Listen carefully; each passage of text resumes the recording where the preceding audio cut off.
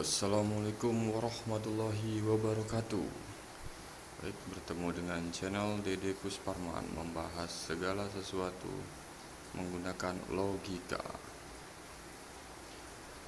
Oke, pembahasan kita kali ini adalah Indonesia bebas hutang 2002 tanda tanya. Bagaimana caranya? Baik, ini hanyalah analisa serta saran sebagai rakyat Indonesia, bukan menjadi patokan ataupun menjadi suatu keharusan. Namun kembali lagi, ini adalah hanya channel saja. Baik, kita masuk. Ada perumpamaan.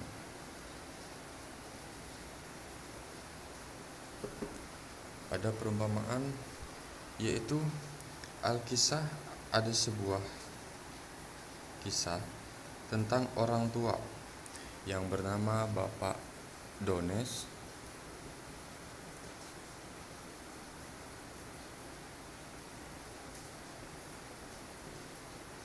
dan Ibu Tiwi. Bapak Dones dan Ibu Tiwi ini memiliki 3 orang anak, di mana anaknya yang pertama yaitu sebagai pedagang, anaknya yang kedua sebagai pekerja, dan anaknya yang ketiga belum bekerja.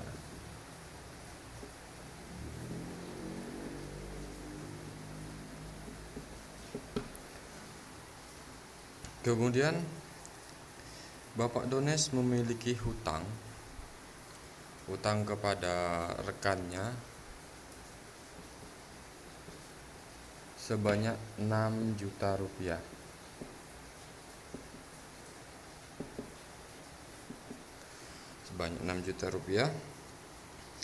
Ketiga anaknya selalu membantu untuk kehidupan orang tuanya. Jadi 3 anak Pak Dones ini selalu memberikan bantuan untuk kehidupan ibu dan bapaknya, namun hanya sekedar untuk makan serta kehidupan biasa. Tetapi tidak cukup. Jadi Bapak Dones dengan Ibu Tiwi ini tidak mampu untuk melunasi hutang mereka, tetapi mereka enggan untuk berbicara kepada anak-anaknya perihal utang itu karena akan membebani anak-anaknya. Sehingga Pak Dones dan Ibu Tiwi harus terus berhutang ketika ingin membeli sesuatu di luar biaya kehidupan dan tidak ingin membebani anaknya perihal hutang-hutang mereka. Jadi ketika Bapak Dones dan Ibu Tiwi memiliki keinginan untuk membeli kemungkinan barang-barang lain lah, mungkin seperti handphone atau apalah, mereka harus berhutang. Suatu ketika umur Pak Dones dan Ibu Tiwi sudah semakin tua dan kemampuan mereka untuk membayar hutangnya sangat kecil, maka Pak Dones memutuskan untuk mengumpulkan ketiga anaknya. Jadi dikumpulkan oleh Pak Dones 3 anaknya ini, memberitahukan soal hutang mereka kepada ketiga anaknya. Kemudian Pak Dones memberitahukan perihal hutangnya sebesar 6 juta kepada ketiga anaknya ini. Namun ketiga anaknya ini memiliki kehidupan yang berbeda, di mana yang pedagang itu kehidupannya cukup mapan, pekerja sudah memiliki penghasilan namun dia belum cukup. Nah, yang belum bekerja ini dia sama sekali belum ada penghasilan. Lalu Pak Dones dengan Ibu Tiwi menyampaikan perihal hutang mereka sebesar 6 juta rupiah dan sangat berharap ketiga anaknya dapat membantu agar orang tua mereka bisa terlepas dari hutang dan menghabiskan hari tuanya untuk bersama anak serta cucunya dengan perasaan tenang. Lalu muncullah gagasan dari anaknya yang paling tua, yaitu seorang pedagang. Dia mengatakan kepada Bapak Dones dan Ibu Tiwi bahwasanya dia yang akan membayar seluruh hutang-hutangnya sebesar 6 juta rupiah. Lalu dia menerangkan juga bahwasanya dia membagi tugas kepada dua adiknya ini, yang satu pekerja, yang satu yang belum bekerja, di mana adiknya yang sudah bekerja ini dia memiliki kendaraan, maka dia harus menyiapkan kendaraan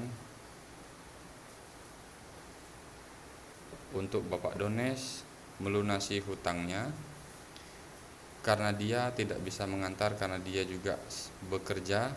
Kemudian tugas untuk adiknya yang paling bungsu yang belum bekerja ini untuk menggunakan kendaraan anak keduanya, kendaraan kakaknya, untuk mengantar Pak Dones dan Ibu Tiwi untuk melunasi hutang mereka. Seperti itu. Maka Pak Dones dengan Ibu Tiwi dapat terbebas dari hutang-hutangnya. Lalu, apa hubungannya dengan Indonesia?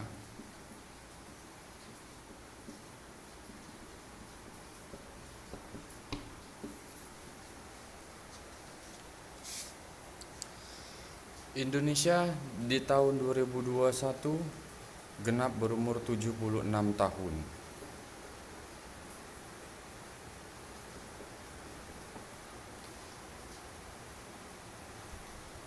Dan bukan umur yang muda lagi bagi bangsa yang besar dengan sumber kekayaan melimpah.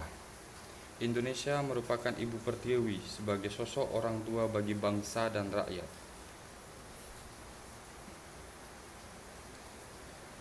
Dan hutang-hutang Indonesia bukanlah angka yang besar dibandingkan harkat serta martabat bangsa Indonesia. Dalam perumpamaan cerita di atas dapat disimpulkan Indonesia memiliki 3 kriteria anak.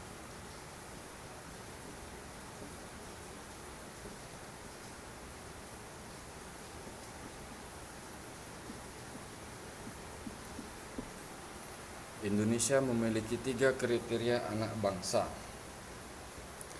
Kriteria pertama yaitu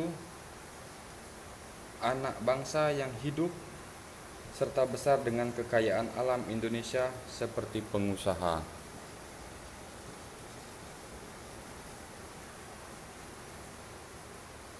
Yang memiliki perusahaan,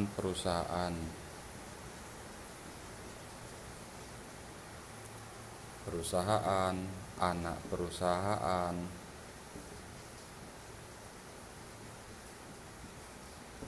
yang tersebar di seluruh wilayah Indonesia. Kemudian kriteria anak yang kedua. Kriteria anak kedua, anak bangsa yang hidup serta berkembang di Indonesia melalui wawasan serta ilmu pengetahuan yang sangat luas, didukung oleh fasilitas yang telah negara siapkan sehingga dapat menjadi tiang utama dalam mencerdaskan kehidupan bangsa. Contoh di sini adalah para ilmuwan, doktor, profesor, para public figure, kemudian ada juga para pemuka agama.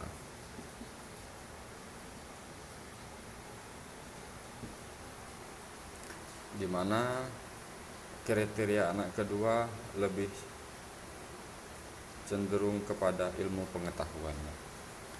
Kemudian kriteria anak yang ketiga dari bangsa Indonesia yaitu anak bangsa yang lahir, besar, serta menjalani kehidupan di Indonesia. Walaupun kemampuan mereka terbatas, namun masih tertanam jiwa cinta NKRI, siap terus menjaga persatuan dan kesatuan serta tunduk patuh terhadap Undang-Undang Dasar yang merupakan wujud patuh terhadap orang tuanya.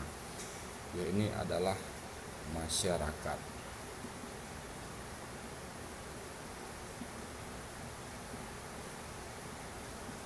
Atau rakyat.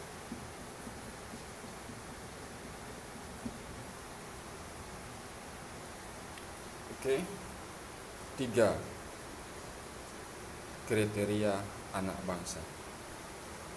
Kemudian kita masuk ke pembahasan.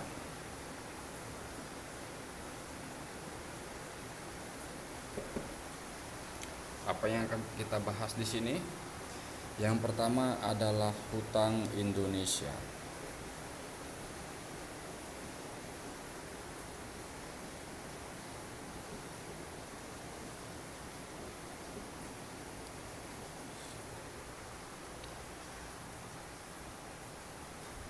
Per September 2021, hutang Indonesia sebesar 6.711,57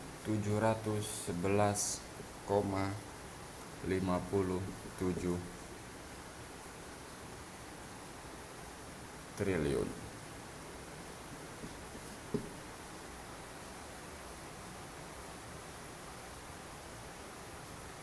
Sumber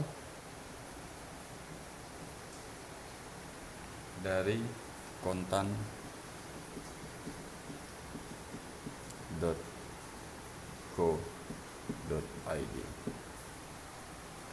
Lalu pembahasan kedua.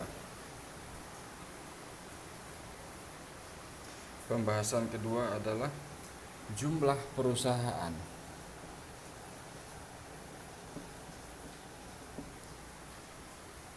Di Indonesia yang bergerak di sektor non-pertanian menurut survei ekonomi oleh Badan Pusat Statistik.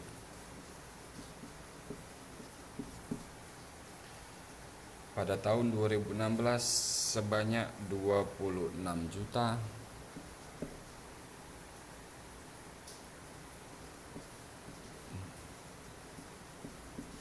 26,71 juta perusahaan.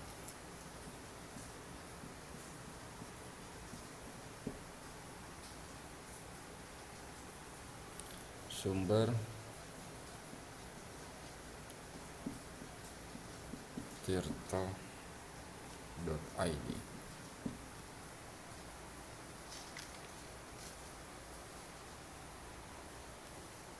Lalu bagaimana caranya? Pertanyaannya adalah bagaimana caranya agar Indonesia bebas hutang. Yang pertama, pemerintah Indonesia harus berani mengambil langkah dengan meminta saran dan pendapat kepada para ahli ekonomi serta wakil rakyat dan juga para pemuka agama untuk mengkaji perihal Indonesia bebas hutang. Berani.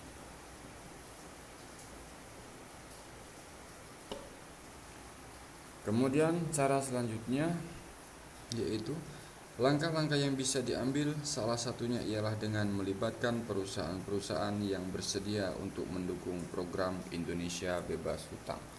Jadi harus ada perusahaan yang mendukung.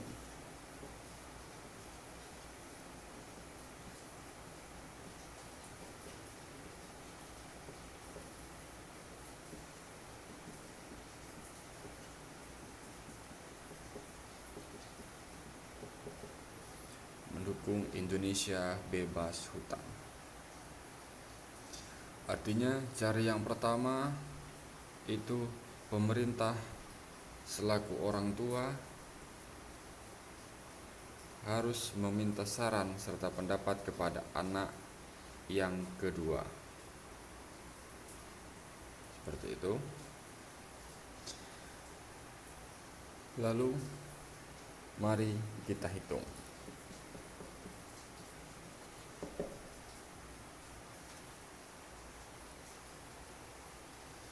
Dari 27 juta perusahaan yang ada di Indonesia, kita anggap saja 10 juta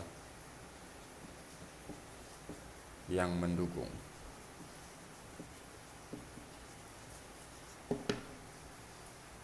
10 juta mendukung perusahaan.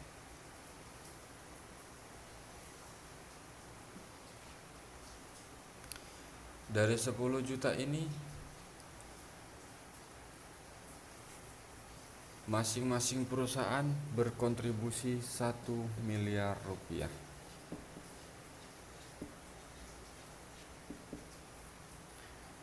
Maka ketika kita kali 10 juta perusahaan menghasilkan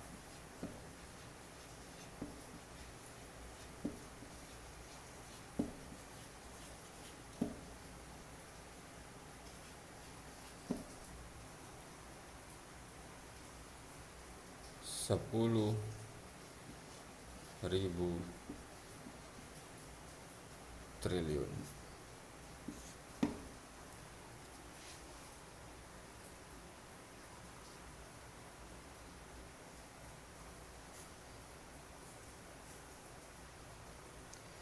Lalu pertanyaan selanjutnya, bagaimana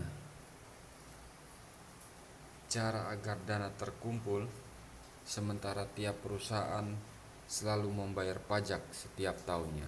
Maka timbul pertanyaan,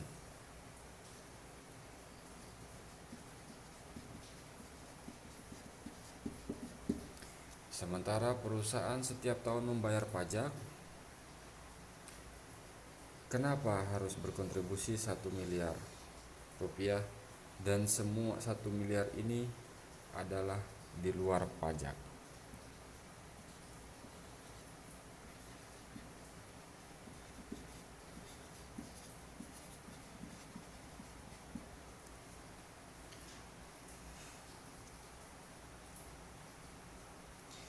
Dan itu yang dapat menjawab ini adalah kembali ke ranah Indonesia yang hanya bisa menjawab melalui pemerintah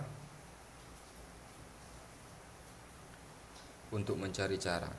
Selaku orang tua, bisa sebagai permohonan pemerintah di luar pajak, bisa dibuat sebagai obligasi, atau pemerintah siap untuk membangun sebuah monumen atau penghargaan untuk para donatur dalam program Indonesia Bebas Hutang. Artinya masing-masing perusahaan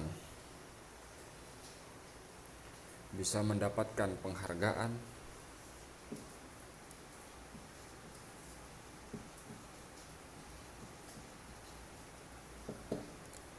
atau dibuatkan suatu monumen, di mana monumen itu kita buat sebagai monumen kemerdekaan.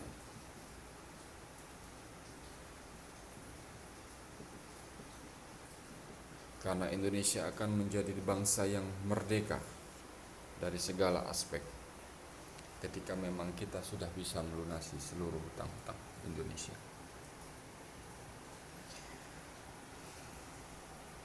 Dengan catatan, memang dana itu dipakai 100% untuk kesejahteraan Indonesia atau untuk membebaskan Indonesia dari seluruh hutang-hutang, dan seluruh dana itu memang digunakan untuk kepentingan rakyat Indonesia.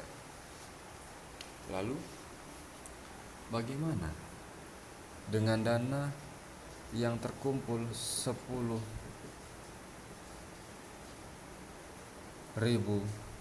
triliun,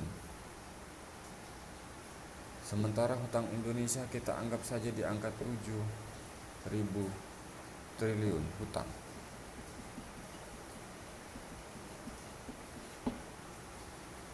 Kemana 3.000 itu?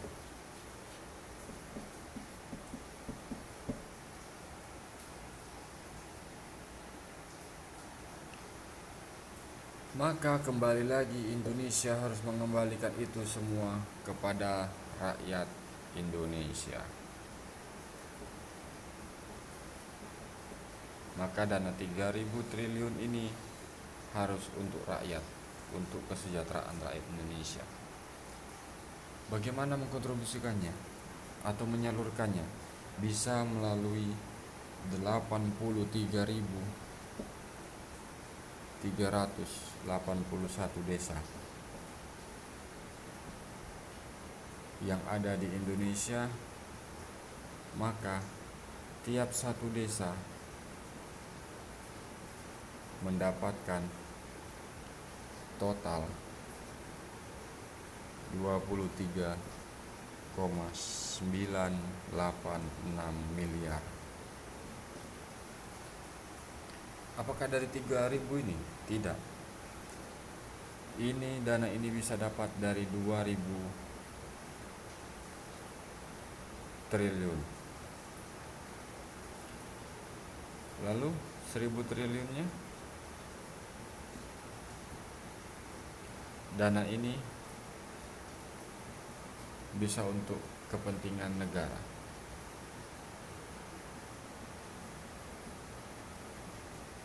Pemerintah pusat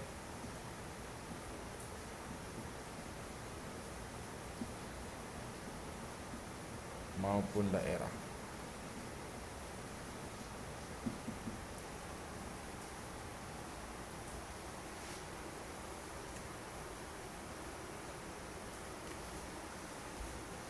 Lalu ketika dana itu sudah dikontribusikan atau sudah terkumpul, ada pertanyaan, bagaimana kita menjamin dana itu dapat dikelola dengan baik dan tidak ada unsur memanfaatkan keadaan atau disalahgunakan? Berarti jatuhnya keamanan.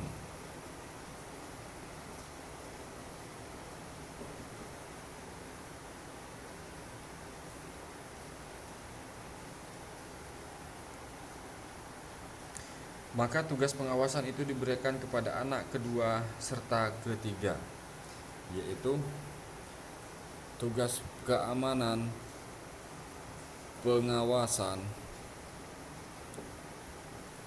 menjadi tanggung jawab rakyat Indonesia.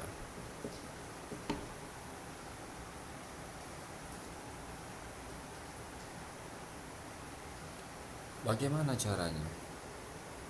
1.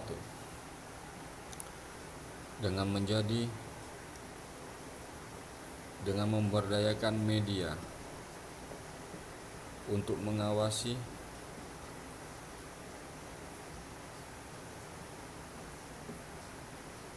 serta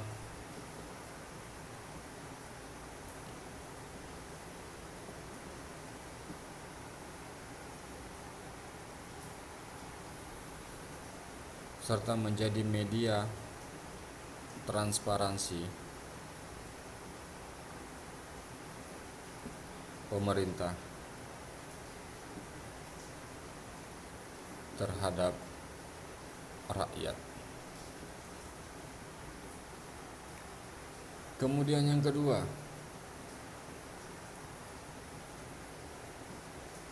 unsur-unsur pemuka agama agar dapat bekerja sama dengan para pengusaha-pengusaha lokal untuk melakukan kegiatan agama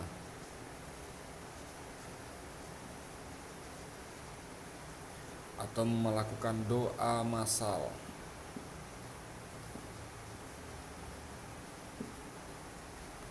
guna untuk mengawal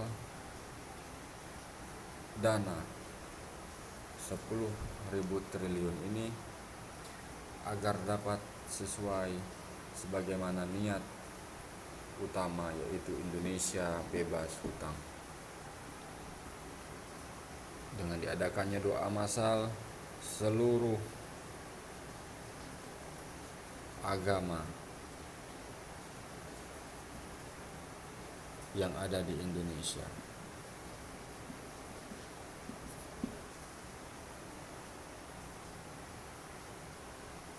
dan menitipkan 10.000 ini kepada pemerintah serta kepada Tuhan Yang Maha Esa, agar ketika ada oknum-oknum yang menyalahgunakan dana untuk Indonesia bebas hutang, menyerahkan kepada Tuhan Yang Maha Esa agar dapat memberikan hukuman tersebut kepada oknum yang menyalahgunakan, andai kata ada. Baik, demikianlah